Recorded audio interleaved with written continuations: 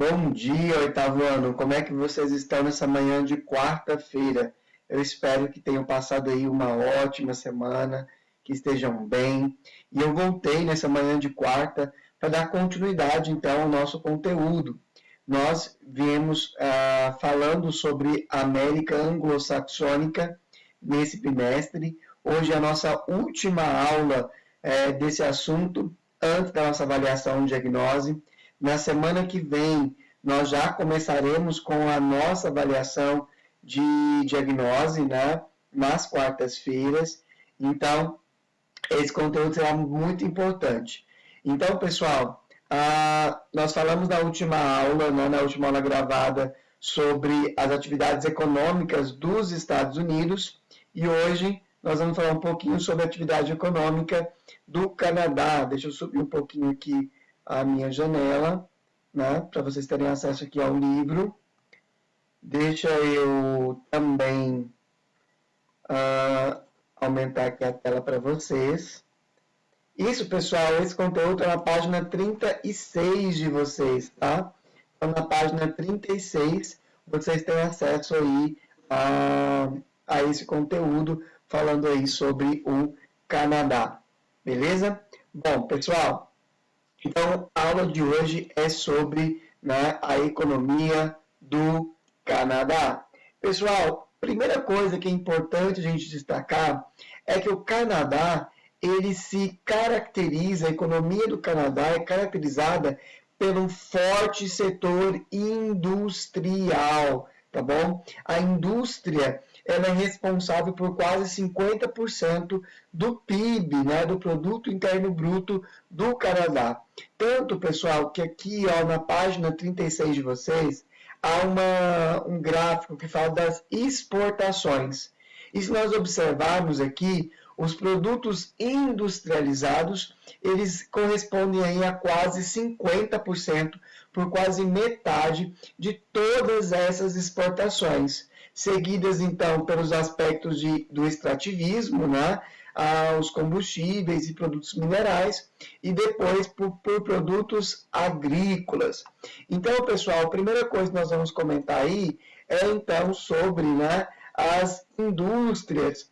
Sabendo, pessoal, que o Canadá é um país desenvolvido, é um país de alta tecnologia, as indústrias também aqui serão um destaque, tá bom? E aí, pessoal, quais tipos de indústrias, né? Pessoal, das mais variadas possível, tá? Nós vamos encontrar aqui indústrias automobilísticas, indústrias intermediárias, né? Que produzem máquinas para outras indústrias, produtos de alta tecnologia, aeronaves, eletrônicos, equipamentos médicos, né, ópticos, enfim. Então, essas indústrias, elas são bastante importantes aí no Canadá. Aqui, pessoal, existe um outro dado interessante. Se nós observarmos aqui o mapa, né, das atividades industriais do Canadá, primeira coisa que a gente vai perceber é que a maior parte das indústrias do Canadá, elas estão concentradas na porção sul do continente, né? Porque olha lá a porção norte, ó. Enquanto isso, todo o norte do Canadá, ele não tem a mesma concentração de indústria do sul. E nós já sabemos por quê. Pessoal, porque esse norte do Canadá é extremamente frio, né? É de clima polar, e aí nós temos a densidade demográfica também nessa região muito baixa. A maior parte da população se concentra no sul, que é a região mais quente, né, do Canadá. A população também se concentra nessa região. Pessoal, eu queria chamar o destaque para vocês, principalmente para a indústria madeireira, né? O Canadá é bastante conhecido pelas suas indústrias, pela sua exploração de madeira. A gente vê aí vários pontos, mas não só, né? Aí listadas aí nessa legenda, a gente vai ter aeronáutica, automobilística, de química, mecânica, alimentícia, eletrônica, têxtil, de mineração, siderúrgica, petroquímica, né? E até de celulose, que aí entra a madeira, né? Produzindo papel. Ok? Então, pessoal, a indústria do Canadá é extremamente importante. Beleza? Pessoal, agora na página aqui 37, a gente vai falar um pouquinho aqui sobre a economia, né, as atividades agropecuárias, tá? Então, aqui vai ser sobre a atividade agropecuária.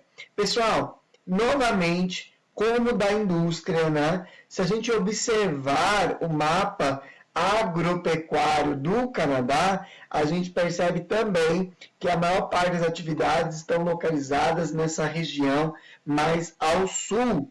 Inclusive, pessoal, se vocês observarem aqui na legenda, ó, o que está feito de roxo aqui, toda essa parte norte do Canadá é improdutiva, porque, pessoal, a maior parte do ano, o solo nessas regiões, ela permanece congelada.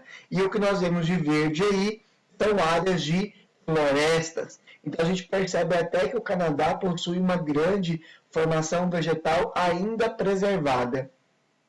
Onde se concentra, então, a agricultura? A gente vê aqui, ó, mais no centro do continente, né? Esse centro-sul aí do continente é onde a gente vê muitas atividades de agricultura, principalmente, pessoal, plantação de milho, de tabaco, de cereais, né? De beterraba, são produtos aí que, inclusive, o Canadá é um grande exportador. Beleza? Então, pessoal, ó, atividades econômicas sempre mais ao sul. E os recursos naturais, pessoal? Primeiro destaque, pessoal, é que o Canadá é um grande produtor, pessoal, aqui, ó, de urânio, tá? Pessoal, não sei se vocês lembram, o urânio, ele é necessário, né, para a geração de usinas nucleares. O urânio, inclusive, é usado em bombas atômicas. E o Canadá concentra, pessoal, 30% do urânio do mundo, tá bom? Então, a produção aí, a extração de urânio é bastante importante, mas não só, tá? Mas também a extração de gás natural, de carvão, mineral, né? De petróleo nessa região é bastante intensa. Tanto que aqui a gente vê, né, uma imagem sobre a exploração de petróleo no Canadá. Beleza? Pessoal, sobre a economia do Canadá, é basicamente isso, é bem simples, é o destaque, né, para a questão industrial, uma vez que o Canadá é um país industrializado, né? Depois, pessoal, seguido então, né, pela produção aí agropecuária e até mesmo a produção de petróleo e de urânio, né, que é muito comum nessa região. Beleza? Pessoal, só para a gente finalizar, eu queria responder com vocês essa questão aqui, ó, a questão número 4 da página 38. Pode ser? Vamos responder essa questão juntos aí. Deixa eu dar mais um zoom aqui.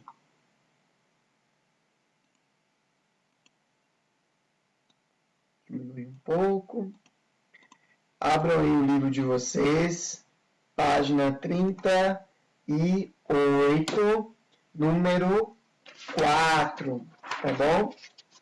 Pessoal, é correto afirmar que a economia do Canadá é relativamente dependente dos Estados Unidos?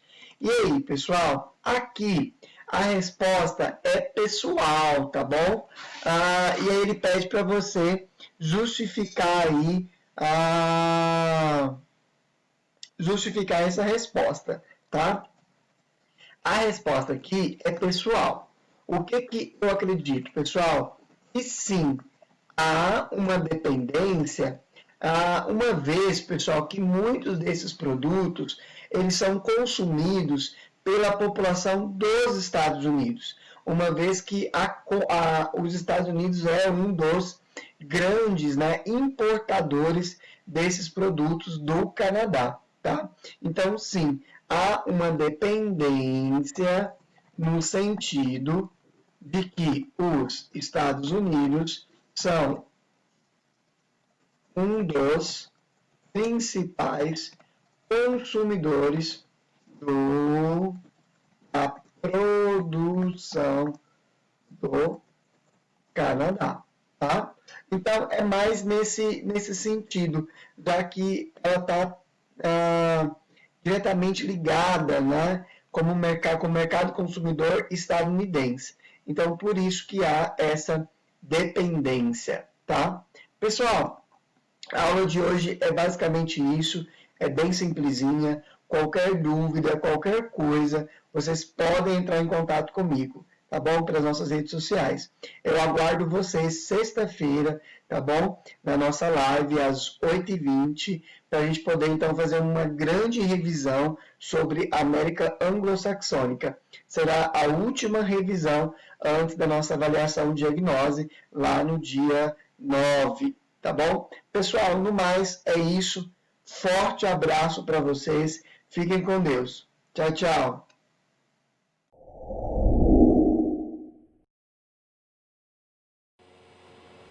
Bom ano, tudo bem com você? Espero que esteja tudo ótimo. Hoje nós temos aí prática.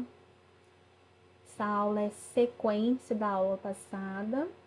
Por isso nós estaremos na página 47 a 51. Em seguida, uso estilização.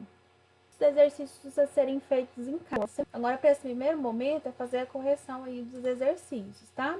Sobre o emprego dos porquês, que nós, tivemos uma videoaula sobre eles e também falamos durante aí as lives sobre o uso dos porquês. Então, vamos aí. Emprego dos porquês. Leia o poema. Escreva e pronto. Escrevo porque preciso. Preciso porque estou tonto. Ninguém tem nada com isso.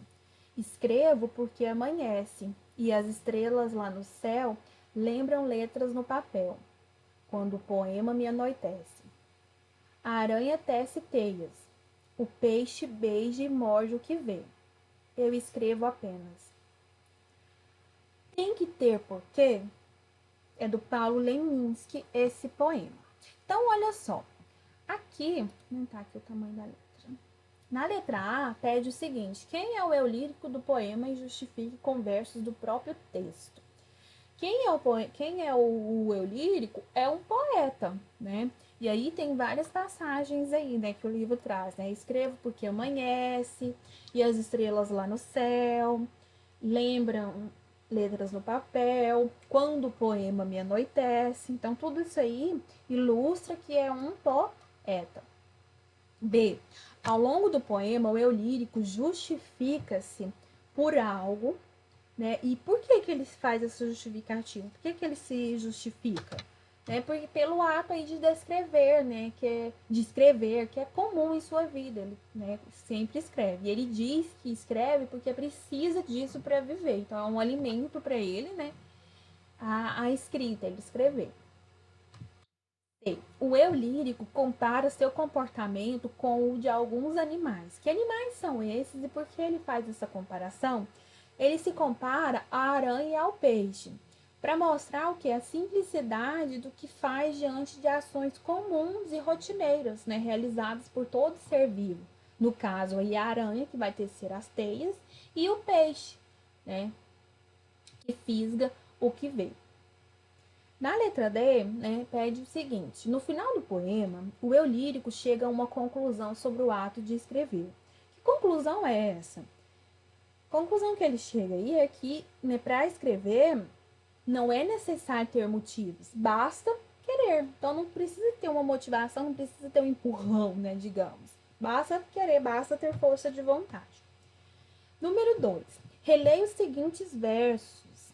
Escrevo porque preciso, preciso porque estou tonto. Escrevo porque amanhece e as estrelas lá no céu lembram letras no papel.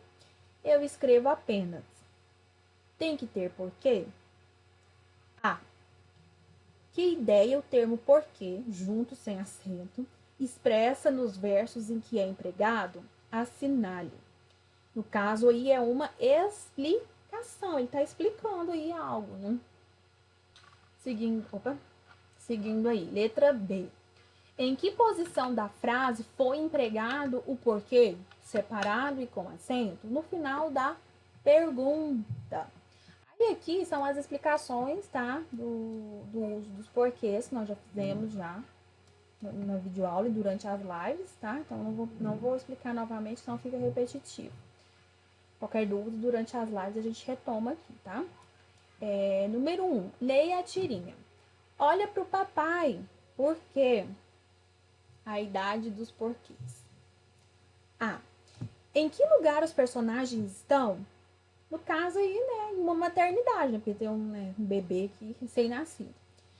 Como foi possível identificar o espaço em que ocorre o fato? Então, né, foi pela presença do recém-nascido, né, e pela roupa, olha só, que o pai está vestindo, né, aquela roupa que a pessoa usa quando ela vai entrar numa sala aí de cirurgia.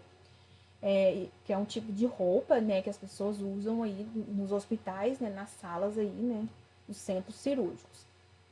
Na tirinha, o porquê junto com acento é usado em duas falas, com grafia e função diferentes. Qual das alternativas justifica o uso do porquê nas falas dos personagens? Então, é aqui, ó, porquê, né, separado com acento, encerra a frase interrogativa, por isso é grafado separado.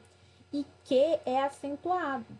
Porquês é um substantivo, por isso é pluralizado, escrito em apenas uma palavra e acentuado. É aquela regrinha do artigo lá, né? Ele funciona como substantivo e aí lembrem-se que ele vem acompanhado do artigo o. D. O pai, ao ser questionado pelo filho, diz: a idade dos porquês. Explique a afirmação. As crianças por volta dos 3, 4 anos não passam por uma fase que querem descobrir a explicação para tudo. Dessa forma, questionam constantemente os adultos, né? O tempo inteiro perguntando, né? Por quê? Por quê? Por quê? Por quê? Por quê? Tudo para eles é por quê. Eu tô vivendo essa fase aqui em casa, dos 3 anos. Dos 2, agora tá nos 4 anos, enfim. É porque o dia inteiro. E aí o pai, né, ao querer filmar o bebê recém-nascido, é questionado, né? Por quê? E aí ele responde, né, a idade dos porquês. E que palavra poderia substituir a palavra porquês no último quadrinho? Perguntas, questionamentos, né, são palavras que você poderia estar substituindo. F. Escreva na forma de pergunta direta a fala do bebê no segundo quadrinho, explicando o que ele quis dizer com a pergunta que ele fez. Por que você quer que eu olhe para você, papai? Então foi uma pergunta de ordem direta, né? Fez a pergunta diretamente aqui para o pai. Seguindo aí, letra G. Explique o humor da tirinha. Meninos, o humor aí tá no fato de que, né, é um bebê recém-nascido, acabou de nascer, né? E ele, né, já fala e já faz um questionamento aí pro pai, né? Então esse é o tom humorístico aí dessa tirinha. Agora vamos aqui, né? Complete as frases a seguir com porquê, porquê, porquê, porquê.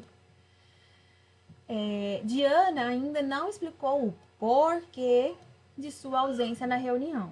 B. Porque quando estamos esperando o ônibus, ele sempre atrasa. C. Não saia de casa sem agasalho, porque está muito frio. Não sabemos por que Fernando viajou sem nos avisar. O governo aumentou os juros e a população quer saber por quê, né? Olha só, final de frase separado com acento. Ele me escreveu esse bilhete porque tem medo de dizer isso pessoalmente, tá explicando. E aqui, novamente, né, os funcionários ganharam um café da tarde, por quê? Né, separado com acento. Voltando aqui na letra A, né, o porquê, né? Funciona como motivo, substantivo. Então, por isso que tem o aqui. E aí, esse porquê que vem acompanhado de artigo, ele é junto e com acento. E aqui na letra B, foi feita uma pergunta direta e o porquê apareceu no início da pergunta, da interrogação, da frase. E aí, por isso que ele é separado e sem acento. E aqui na letra C, né, tá explicando, né, alguma coisa, né? Por isso que é junto e sem acento. Só relembrando aí as regrinhas. Terceiro exercício. Leia os fragmentos de 2 romances brasileiros. No primeiro, o personagem Isauro e seu pai conversam e ele insiste em que ela vá ao baile que acontecerá na cidade onde moram. No segundo, o personagem Rubião dialoga com uma costureira. O primeiro aqui é do livro Escrava Isaura, e o segundo trecho é do Quincas Borba, de Machado de Assis. São 2 clássicos aí da literatura brasileira, tá? Vocês vão ler aí provavelmente no ensino médio. Letra A. Nos textos, a palavra porquê foi grafada separada e sem acento. Qual a função nas frases em que foi empregada? Então, na primeira aqui foi indicar uma dúvida. E na segunda aqui foi introduzir uma pergunta indireta. B. Substitua nas frases em que foi empregada a palavra porquê por outra expressão, de modo que o sentido permaneça o mesmo. Então, aqui no 1, né, sugestões aí, né? Mas não sei por qual razão, por qual motivo, repugna-me absolutamente ao coração dar esse passo. Rubião, para dizer alguma coisa, perguntou-lhe por qual razão ou por qual motivo não esperava como a outra pedia. Seguindo aí, número 1, transforme as perguntas diretas a seguir em perguntas indiretas, na primeira pessoa do singular. Olha só na letra A. Os grandes brasileiros, por quê? Quero conhecer, ou quero saber por que é importante conhecer grandes poetas brasileiros. Então, aqui não tem pergunta, foi uma pergunta indireta aí, utilizando aí, né, o quero, né, que nós temos aqui sujeito oculto, mas nós sabemos aí que está na primeira pessoa. Por que um escritor ganha o prêmio Nobel? Novamente aí, eu gostaria de saber por que um escritor ganha o prêmio Nobel. C. Estudar literatura é importante porque quero saber por que é importante estudar literatura. Letra D. Por que Cecília Meirelles é uma importante poetisa da literatura infantil? Gostaria de saber por que Cecília Meirelles é uma importante poetisa na literatura infantil. Então, transformou perguntas diretas em indiretas, tá? Aí agora, aqui, nós fizemos aí a correção dos exercícios. E aí agora nós vamos passar para o uso estilístico da pontuação, que é onde entra aí as tarefas de casa, que vai das 52 a 54, tá? Que aí é a atividade de casa. O que é isso, o uso estilístico da pontuação? Aqui são os exercícios que eu tô mostrando aqui para vocês, tá? E aí aqui é onde vem falando um pouquinho sobre essa questão do estilístico aí. Então, vamos aí, ó. Alguns escritores, né, eles usam aí formas diferentes para pontuar texto, né? O José Saramago, ele tem muito essa característica aí na sua escrita, né? O José Saramago, para quem não sabe, é um autor português, né? Um dos livros mais famosos dele aí é o Jangada de Pedra. Depois, se vocês quiserem pesquisar aí, então, é um autor conhecido mundialmente em várias obras, né? Inclusive esse Jangada de Pedra que eu citei para vocês. Então ele usa, né, esse uso estilístico aí, né, de mudar, né, usar diferentes formas, de usar a pontuação de diferentes formas aí na sua escrita. Aí entra o seguinte: esse uso é individual dele, do José Saramago, e ele é diferenciado, né, com relação aos sinais de pontuação, mas isso não significa que trate de um uso incorreto. Por quê? Quando se fala dentro da literatura, né, dentro essa comunicação escrita que os textos literários promovem, essa utilização aí de, né, diferentes formas aí de pontuar, de escrita, ela não é considerada errada, ela não é considerada fora das normas gramaticais, tá? Porque é uma coisa própria do autor. É uma característica dele, é um autor consagrado, diferente de nós, que não somos autores consagrados e, peraí, vou escrever um texto aqui, vou tacar pontuação e novas formas aí, pronto. Não. Nós não, ainda não chegamos no nível de José Saramago, por exemplo, tá? No texto do escritor português, em alguns utiliza aí o uso da vírgula não é feito de acordo com as regras gramaticais. Então, nesse conto, né, a vírgula, conto é esse aqui, ó. É esse conto aqui que vocês vão ler para fazer os exercícios, tá? Que é aí do conto da Ilha Desconhecida. Nesse conto, né, que vem falando aqui é o seguinte, o uso da vírgula não foi feito de forma dentro das normas gramaticais, né? E ela é um sinal a vírgula se tornou aí nesse conto né, uma forma aí de pontuar expressiva, né, de valor plural e que auxilia na construção de sentidos. E aí aqui vem, né, mostrando aí a utilização aqui, né, a vírgula e como ela foi utilizada. Igual nesse exemplo aqui, ela foi, né, trocada por um travessão, aqui já foi por um ponto de interrogação, aqui já foi por um ponto final. Então, ele faz essa utilização aí da vírgula de maneira diferente das normas gramaticais, mas não está correta porque é dentro da literatura, né, dentro dos textos literários, e é uma característica própria desse escritor, tá? Depois, né, ele não faz uso do travessão para indicar a mudança de interlocutor, né? Ele apenas emprega a letra maiúscula no idioma que você está em abrange. Ao invés de ter um travessão, tem-se uma letra maiúscula. Mas se eu estiver lendo o livro dele, como que eu vou saber disso? Quando você vai lendo o texto, você vai entendendo a história, você consegue identificar quais tipos de pontuação devem ser usados. Aí você entende, né, o que ele está querendo dizer. E aí aqui, né, ele também não gosta de utilizar pontos de interrogação, tá? E aí, para o leitor saber que se trata de uma pergunta, ele deve prestar atenção aqui nos pronomes interrogativos, os verbos e as expressões que acompanham a fala do personagem, tá? E aí aqui mostra, né, os exemplos aqui. Né? A quem ouviste tu falar dela? Perguntou o rei agora mais sério. Então, a quem, pronome interrogativo, e perguntou o verbo que indica uma pergunta. E aí, né, por que teimas que ela existe, né? O porquê é uma expressão aí, né? Nós estamos estudando o uso dos porquês que indica uma pergunta.